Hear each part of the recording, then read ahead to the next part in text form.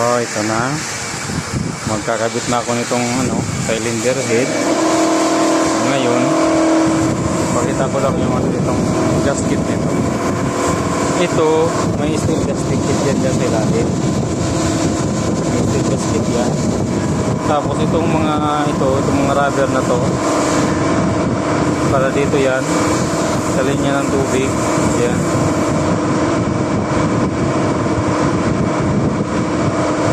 Ito ay mga linya ng tubig to. Mag-a-adapt ng tubig galing sa plug papunta sa head, cylinder head. Ayan.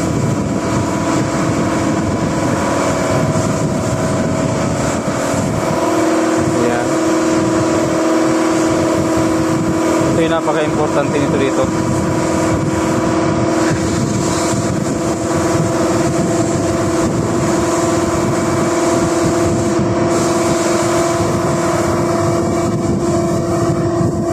Napaka-importante nitong mga rubber na to.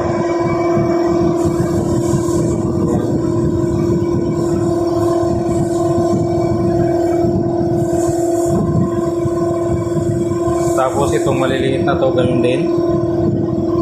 Ito yan, yan. Linya ng tubig pa rin yan.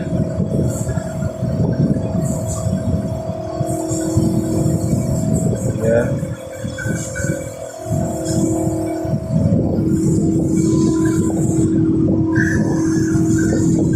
So, sakto-saktuan lang.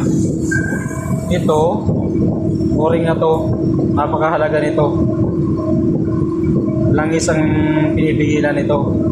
Mayroon din yan sa kabila. Dalawa yan, kabilaan, sa ilalim. Mayroon pa yan, sa ilalim. So, yan. Naikabit ko na yan.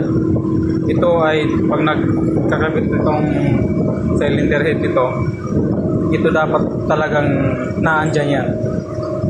So, napaka-importante nitong mga rubber na yan. Siya ang pumipigil ng tubig dyan para maglaro dito sa cylinder head sa kablang. Siya yan. Itong mga rubber na yan. Ayan. Ito, dalawa lang to. Ito yung langis. Langis dito. Mag-ano yan dyan, papunta dito sa rocker, yung rocker arm. Yan naman ang sinusuplayan nun nito ng ano na yun, sa langis. Dito yan dadaan. Itong butas na to, yung butas na yan.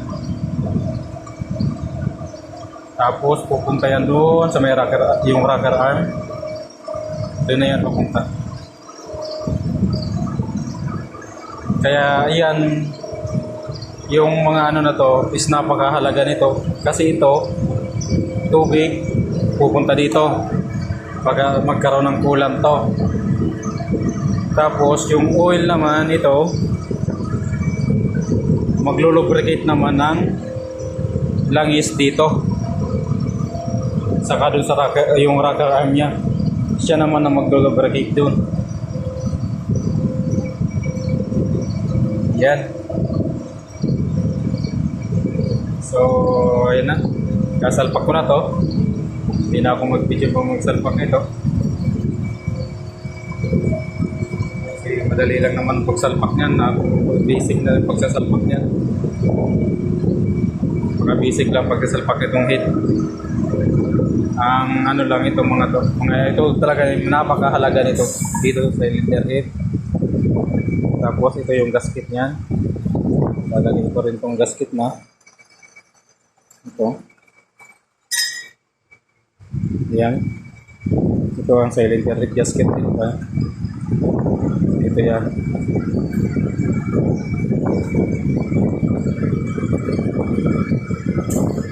So, may guide siya. Yan, guide.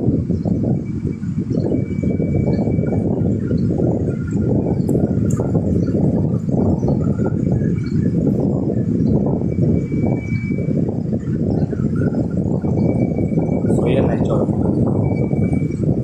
Tapos, salpak ko na tong cylinder head. Sige po mga lods. Pagka-salpak ko niyan, magbibidyo ako ulit. Salpak ko yung injection pump. Ilagay ko na yung tawag dito, tracker arm, para maipakita ko rin sa inyo na itong tinusok ko na to ay naka number 1 yan.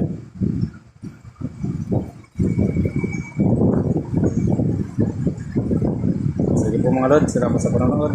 Enjoy lagi, God bless.